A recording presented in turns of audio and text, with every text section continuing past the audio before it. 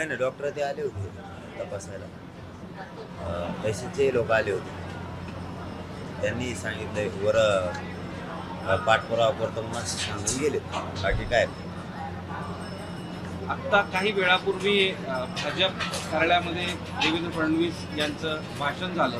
त्यामध्ये ते असं म्हणाले की मराठवाड्यामध्ये एक समज तयार केला गेला मराठा समाजाचा, पण आपण मराठा समाजाला दोन्ही वेळेत आरक्षण दिलं होतं, महामंडळे दिली होती, अनेक योजना सुरू केल्या होत्या, पण या निवडणुकीमध्ये तसा समज तयार करून दिला की मराठा विरोध. नाही नाही, समज फेमस काय नाही. त्यांनी आणखीन तरी गैरसमजात राहू नये. समज फेमस करून दिलेलं नाही. जे खरं आहे ते आहे, जे खरं आहे ते आहे. तुम्ही आरक्षण दिलं, ते आरक्षण दिलं त्यावेळेस तुमचा उपकार फेडायला 106 आमदार मराठ्यांनी तुम्हाला निवडून दिले. पण पुढं चालून ते आरक्षण गेलं आणि लाखो पोरं आत्ताही परेशान आहेत ते 2014चे आणि 2019चे. आत्ता पण समज कोणी निर्माण करत नाही, करण्याचा काही प्रश्नच येत नाही. त्याच्यानंतर तुम्ही आत्ता दिलं, हे जे 10% दिलं आत्ताच, आता दुसरंही बोलतो 10% दिलं, त्याची तीच फजिती चालू आहे आमच्या पोरांची आत्ताही. कोणाला नोकरीमध्ये जाता येते तर कोणाला फॉर्म भरता येत नाही, तर कोणाचं नीटच सुरू नाही, तर कोणाचं तुमची वेबसाईटच सुरू नाही, तर पुढे शासनाचंच काहीतरी काड्या घातलेल्या आहेत, तुमकडे झालेले तुम्ही त्या बिना खुशी ठेवलेल्या आहेत. ते 10%चं तेच प्रोग्राम. तुम्ही महामंडळाचा विषय काढला, त्या महामंडळात जर चांगलं बघितलं तर गोरगरिबांपर्यंत ते महामंडळ कामालाच येतो. इतक्या अटी शर्ती घालून ठेवल्यात तुम्ही त्याच्यात मरणाचे. पुढं तुमच्या खात्यावर पैसेच आहेत का ते स्टेटमेंटच दाखवा मग तुम्हाला देऊ. त्याच्या खात्यावर पैसे येतात, तुमचं कर्ज घ्यायची काय गरज आहे ना आम्हाला. नवीन उद्योजक पोरं बनवायला तुम्ही निघालात गोरगरीब मराठ्यांची, तर त्याला अटी शर्ती कमी करून धडक दिलं पाहिजे. कर्ज बँकेला टार्गेट दिलं पाहिजे. आता बँकेमध्ये चक्रा घालून पोरांनी फायली फेकून दिल्या त्या महामंडळाच्या अण्णासाहेब पाटील विकास महामंडळाचे. तुम्हाला किती पोरं दाखवून सोयीनुसार वसिल्यानुसार तुमच्या होत असत्या. पण जे खरे नव उद्योजक पोरं व्हायला पाहिजेत, व्यवसाय व्हायला, त्यांना कुठं काय त्याचा लाभ मिळाला. पोरं कदरून कर्ज बाजारी झाले. तुला कित्येक बी दाखवेन मी तुम्हाला. काय दिलं? समज घातलेला नाही.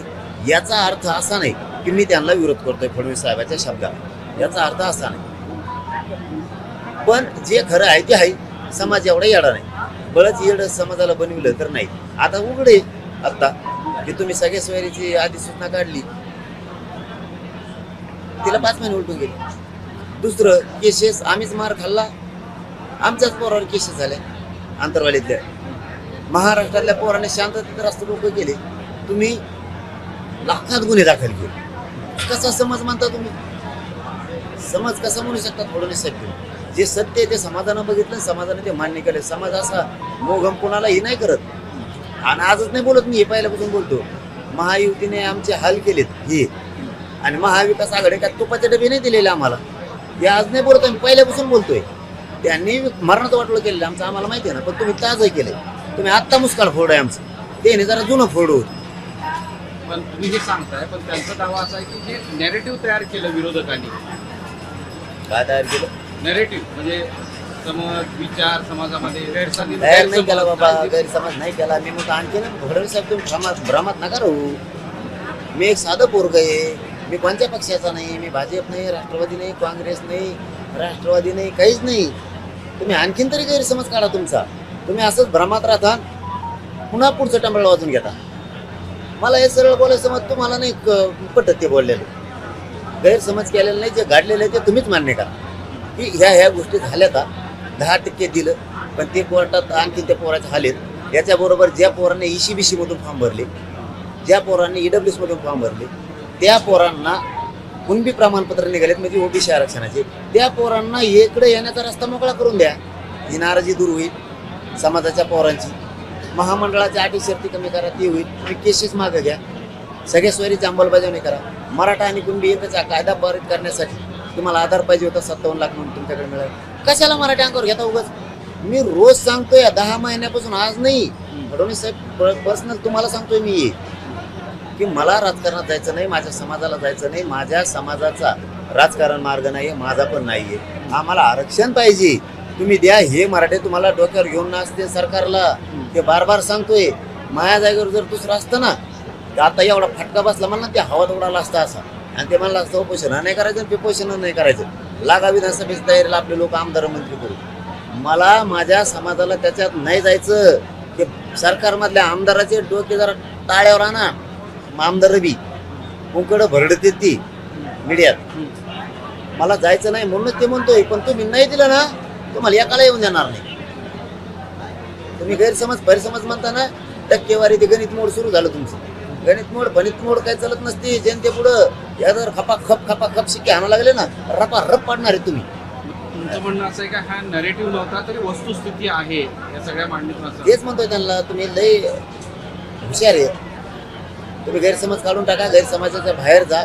ते प्रवक्ते बावचाळे कुंकडे बोलते तुमचे, थोडे त्यांना आकडा येसन टोचा, त्यांना नाकात येसन घाला, त्यांच्या कासरा जरा नेवार बांधा त्यांना. बावचाळे बोलू नका म्हणा, त्याचे फळ फडणवीस साहेबाला भोगा लागते. मराठा समाजाचा आपल्याला फटका पडला असं सांगितलं जातं, म्हणजे भाजपला फटका पडला असं सांगितलं जाते. पण 1980 पासून ज्यांनी मराठा समाजाचा विरोध केला त्यांना मात्र मतं गेली या लोकसभेमध्ये, असं त्यांचं नाव आहे. म्हणतोय ना, मग मी काय म्हणतोय ते समजूनच घ्या ना. यांनी महाविकास आघाडीवर आत्ता थोपाड फोड आहे आमचं, ते जुनं फोड आले. पण यांनी जरा ताजं फोड आहे, आत्ता कांचल फोड आहे आमचं. आम्ही म्हणतोच का तुम्हाला महायुती चांगली आहे, महाविकास आघाडी चांगली आहे. आम्ही सांगतानाच सांगतोय, आजच नाही तुम्ही मागचा बाईट काढा. त्यांनी इतकं वाटलं केलेलं आहे आमचं लई, पण तुम्ही ताजं केलं. आम्ही का त्यांना चांगलं म्हणलो का? आम्ही म्हणतोच ना महायुती वाईट आहे आणि महाविकास आघाडीला तुपाचे डबे आणून दिले काय आम्हाला. पण वस्तुस्थिती होती ती, गैरसमज नव्हता. तुम्ही सरळ अन्याय केला आत्ताच्या पिढीतला. ते काय लय शहाणे नाहीत, त्यांच्याकडे बघू आम्ही, त्याची काय अडचण नाही. पण तुम्हाला सांगितलेलंच कळा ना आम्ही काय म्हणतोय की आमचं आरक्षण आम्हाला द्या, आम्हाला राजकारणात नाही जायचं, नाही तर तुमचं एकाच येऊन देणार नाही आम्ही. तुम्ही जर या उपोषणाच्या आत ही जर प्रश्न मार्गी नाही काढला, आम्ही सगळ्या जाती धर्माचे 288 उमेदवार देणार आहेत. ना विलाज आमचा गोरगरिबाला देणारा बनवणार. कोणाचाच येऊन देत नाही आम्ही, तुम्ही काळजीच करू नका. तुम्हाला तर वाटत असं आम्ही टक्केवारी वाढू, गैरसमज दूर करू, वातावरण निर्मिती करू. किती वातावरण निर्मिती करा, तुमची 150 किलोमीटर जरी रॅली झाली तरी रपारप पाडणार तुम्हाला, कोणाची बी. आमचं आरक्षण आधी द्या, झेंडे फाडका नाही तर चिरकुटा फाडका. आमचं जर नाही दिलं तर गैरसमाजातून बाहेर निघा. हे असंही म्हणाले की हा नरेटिव्ह फार काळ टिकणार नाही. टिकणार आहे, अरे टिकणार आहे. मराठी येडे नाही. तुम्ही दोघांनी कार्यक्रम लावलेला आमचा, आम्हाला चांगलं माहिती आहे. आमचं आरक्षण कोणी कोणी घातलं, आताच आलेलं कोण घालायला लागलं, आमच्यावर केसेस कोण करायला लागलं, आमच्या आई बहिणीचे डोके कोण फोडायला लागलं, हे आम्हाला चांगलं कळतं. आणि आमच्या गोरगरिबाचे मतं घेतल्यावर कोण बदलतं त्याच्यावर आमचं बारीक देणे. गोरगरिबाचे मतं घेतल्यावर एकदा वेळ निघून गेल्यावर कोण कोण काय बोलतं मीडियात, पेपरला काय छापून याच्यावर बी देणे आमचं. तुम्हाला बी उमेदवार नंतर उभा करायचे, ध्यानात राहू द्या म्हणा. ते बी सुरू नको, बाजूला बोलत जाऊ नको म्हणा, वयानुसार बोलत जावा. त्यांना 43% मतं मिळालेली आहे, त्यामुळं ही मतं अधिक वाढतील. चिंता करायची गरज नाही असं म्हणतात. तुम्ही जर आमचं ठरल्याप्रमाणे दिलं नाही, तुमचे किती टक्के आहेत मला नाही माहीत, 100% तरी जरी झालं ती, तुम्ही बदल करू तरी सगळं भुईसपाट होणार. तरी मी चॅलेंज देत नसतो आणि एकदा मागं लागलो तर मोडी लेशू सोडित नसतो. माझा फडणवीस साहेबांना विरोध नाही, शिंदे साहेबाला नाही, कोणत्याच पक्षाला नाही. पण आरक्षण दिलं तर मी सोडित नसतो. हा, तुम्ही समजून घ्या, गैरसमजातून बाहेर या. तुम्हाला थोडंफार दुसरं काही झालं असतं इंजेक्शन देऊन ते ताकद वाढीलीच तुमची. गैरसमाजाला इंजेक्शन नाही आहे. तुम्ही त्याच्यामुळं त्या भोपळ्यातून बाहेर या. तुमच्या भोवती सांगणारे तुमचे प्रवक्ते येतं, गणितं करून सांगत येत, कॅम्प्युटरवर सांगत येत. तुम्ही त्याच्यातून बाहेर पडा, सत्यता हाताळा. एखादा जाड दिसला म्हणून त्याच्या मागं जनता आहे किंवा ते गैरसमज दूर करू शकतो, या भ्रमातून बाहेर पडा. त्याजवळ फक्त ताकद जास्त समजा, त्याला ढकलून दिलं तर तो पडू शकतो. फोकस ताकद आहे त्याची अशी समजा, त्याची व्यायाम केलेली ताकद नाही आहे. ते जरा गैरसमजातून बाहेर या. तुमचा 100% जरी तुम्ही ती भर काढली तरी जर तुम्ही आमचं काम केलं नाही, तुमचं कोणाचंच येऊन देणार नाही. आणि तुम्ही आमचं द्या, आम्हाला राजकारणात जायचं नाही. माया मराठ्याचा माझा राजकीय मार्ग नाही. आम्हाला त्या राजकारणाशी देणं घेणं नाही. त्या राजकारणाला तिकडे काढी लागून द्या. आम्हाला आमचे लेकरं मोठे करायचे मराठ्यांचे, आमच्या हक्काचं आम्हाला टिकणारं 50% आतलं ओबीसीतलं आरक्षण आमचं आम्हाला द्या, देशेस मागं घ्या, हैदराबादचं गॅजेट लागू करा, हे राजकारण तुम्हाला लग्लाभ, हे मराठी तुम्हाला डोक्यावर घेऊन नसते. याच्यापेक्षा काय सांगू तुम्हाला, तरी म्हणतात काय होता समज होता, गैरसमज होता, काय होतं, नामकं होतं, तमकं होतं, ते पडा राव बाहेर, आणखीन तरी बाहेर पडा. हातातून गेल्यावर पश्चाताप करता, टकोर राहून घेतात चापटी, त्या टायमाला वेळ निघून गेलेली असं. ओबीसीचे एक नेते आईवडे त्याने असं सांगितलं, जर ओबीसीतून पुन्हा तेच वाक्य मागच्या आंदोलनाच्या काळात जे झालं होतं तेच, तर आम्ही स्वस्त बसणार. केव्हा बसलात मला तुम्ही? स्वस्त बसलेलाच नाही तुम्ही. आम्ही ओबीसी मराठा गावखेड्यातले एक आहे. दादा पण मी त्यांना कधी विरोधक मानले नाही, त्यामुळे त्यांच्या आजपर्यंत मी कधीच प्रश्नाला उत्तर दिलेलं नाही, कारण त्यांना आम्ही विरोधक मानलेलंच आणि मानत पण. कारण शेवटी आम्ही गावखेड्यातले मराठा आणि ओबीसी एक आहेत म्हणून त्यांना उत्तर देत नाहीत. त्याचा अर्थ काय वेगळा नाही काही. मी त्यांना आत्तापर्यंत किंवा स्वतः कोणालाच उत्तर दिलेलं नाही, कारण आम्ही त्यांना शत्रू किंवा विरोधक मानलेलं नाही, आम्हाला मानायचं पण त्यांना नाही सोडत. आता हे नॅरेटिव्हवर दोन्ही बाजूनं चर्चा सुरू आहे निकालानंतर. तुम्ही असं म्हणाले होते निवडणुकीपूर्वी, मी कुणा मराठा मला सांगत नाही की कुणाला मतदान करावं, ते स्वतः ठरवावं. पण आता असं दिसतंय की तुमच्याकडे पाहून तुमच्या आंदोलनाला म्हणजे फार काही सरकारने दखल घेतली नाही, म्हणून सगळे मराठी एकवटून महाविकास आघाडीकडे गेले का? मी नव्हतो त्या निवडणुकीत, त्यामुळे मला त्याचं उत्तर द्यायचंच नाही. मी कोणाला पाडा नाही म्हणलं, कोणाला निवडून नाही. फक्त माझ्या गरीबाला किंमत नव्हती, मराठ्यांना त्यांच्या मताला भेले पाहिजे, थरकापच उडाला पाहिजे, असं मतदान करा म्हणून सांगितलं होतं. कोणाला पाडा कोणाला निवडून आणा ते माझ्या मराठ्यांनी केलेलं आहे. नाही तर मराठा ग्राह्य धरतच नव्हते. गरीबाला आम्हाला केरकासारखी किंमत होती. आता माझ्या गरीब मराठ्याच्या चपला सगळं पाय पडते, काच दिशी वाकत आहेत, गुडघ्याला खाली किती दगड रोतला तरी गुडघा टिकून बळच लोळत आहेत पायावर गरीबाच्या. माझ्या गरीबाला किंमत आली, उडाला म्हणजे काय कोणी ठेपेल नाही राहिलं. आणखीन काय व्हायला पाहिजे तुमच्या मनाने? तुमच्या मनात आणखीन वेगळं काही आहे का? याच्यापेक्षा काय व्हायचं असलं तुमच्या मनात काय आणखीन? तर जर नाही आरक्षण दिलं तर विधानसभेला बघा तुम्ही, माझ्या नुसते माझ्या बघा तुम्ही, किती यांना काम करू द्या तुम्ही, याने घासून आणू द्या काय आणायचं.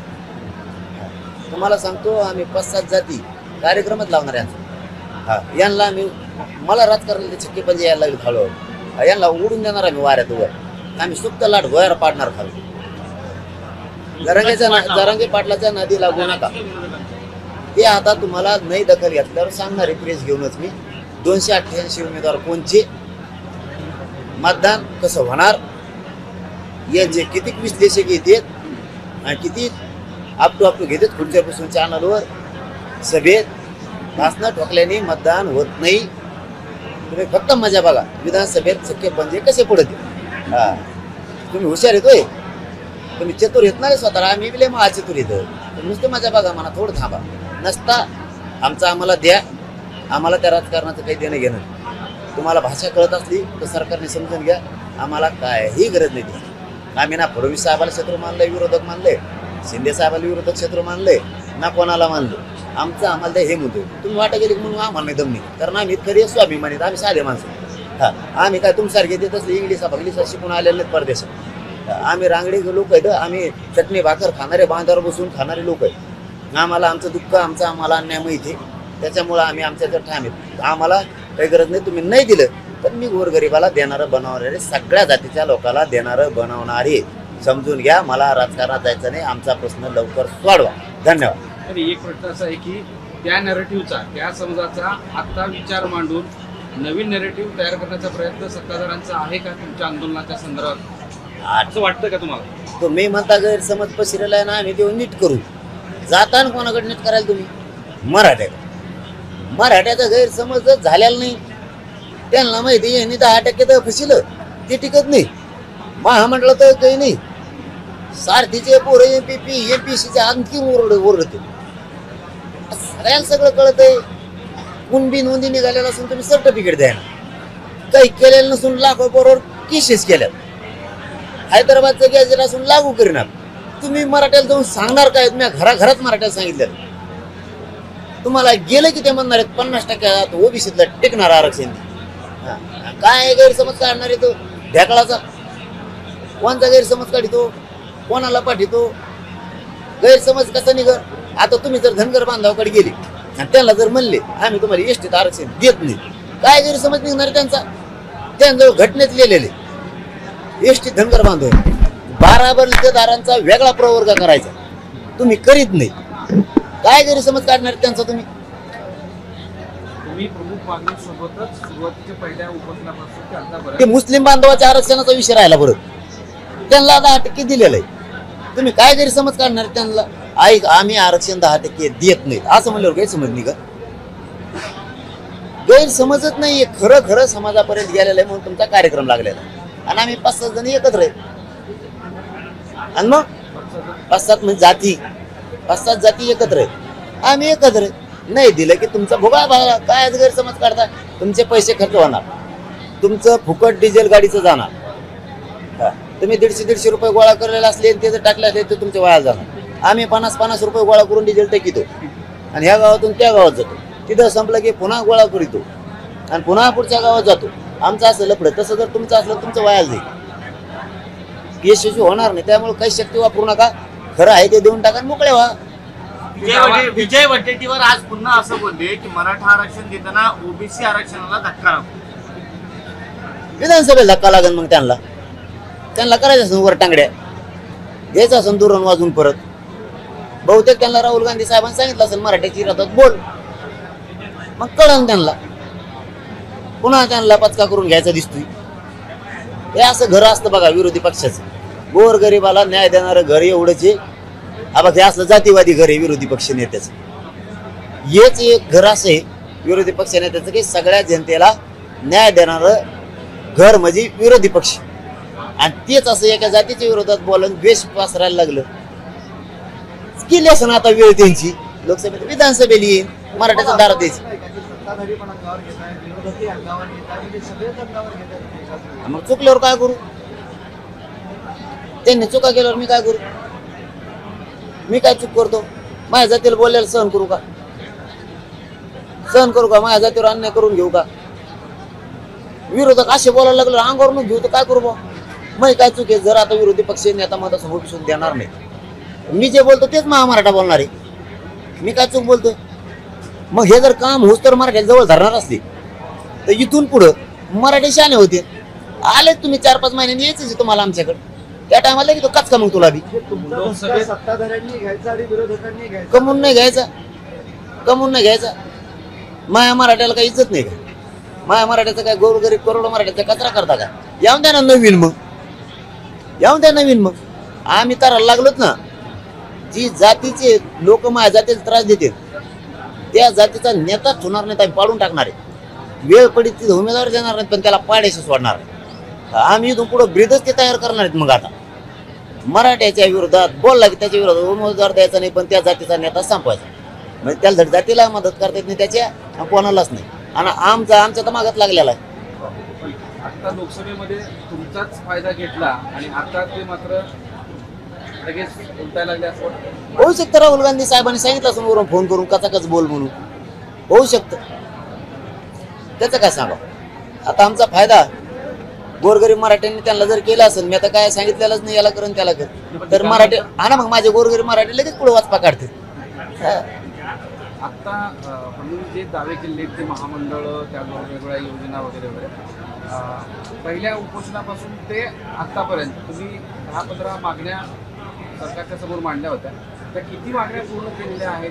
अर्धवट लटकट ठेवल्यात असे गडा मला वर चढताना खाली उतरताना मध्ये लटकून ठेवल्या असं मोकडच शिरताय. मागणी कोणतीच मांडली पुढे सगळं लटकून ठेवलंय. मोफत शिक्षण म्हणले मुलीला आता मिळा नाही वाटतं. ते कुणबी प्रमाणपत्र निघालेत, EWS मध्ये पहिले पोरं फॉर्म भरलेत, EWS आणि ACBC. त्या पोरांना कोण प्रमाणपत्र असून इकडे येत आहे, लटकून नाही ठेवलं काय? नोंद मिळालेली असून प्रमाणपत्र मिळाले तर ते पटापटा देणार. त्या याच्या नावाखाली तसे ठेवलेत प्रमाणपत्र मिळालेले, व्हॅलिडिटीच्या नावाखाली लटकून ठेवले. तसेच पुऱ्या महाराष्ट्रातले कालच बीड जिल्ह्यातले पोर आले होते की त्यांनी सांगितलं आमची व्हॅलिडिटीच करीना 2-3 महिने झाले. काय करावं? काय कामं केले त्यांनी? सगळ्या जाती लटकून ठेवल्यात. त्यामुळे सगळ्या जातीने यांनाच लट केल्या. आता विधानसभेत लटकून टाकू, काय झालं एवढं लय टेन्शन घ्यायचं काम नाही. जवळ जीव आहे मायात तोवर मी उपोषण करीन. माझ्या जातीसाठी संघर्ष करणं माझं काम आहे. गोरगरिबाला न्याय देणं काम आहे. काही जण नवीन माहिती मिळाली, लय भाषणं ठोकायला लागले जणून आता लय पिलावळती लय भाषणं ठोकायला लागली मराठ्याच्या विरोधात सध्या. याव करेंगेन त्याव करेंगेन. ठीक आहे, आता एक जणाचं लावलं ठेप्याला, आता विधानसभेला त्याला बी ठेप्याला लावतो मग. तुमच्या जातीचा नेता पाडणार मग आम्ही उमेदवार देणार नाही तिथं, म्हणजे तो मगरुरी कमी होईल. अबाक ह्या असल्या चिल्लर चाळे करणाऱ्या 10-5 लोकांमुळं त्यांच्या जातीच्या नेत्याला भोगायची वेळ आहे आणि ते काय त्यांना गप करीणार असं आहे का? ठीक आहे, बघतो तुम्ही किती दिवस अन्याय करतात. चलो धन्यवाद. एबीपी माझा, उघडा डोळे बघा नीट.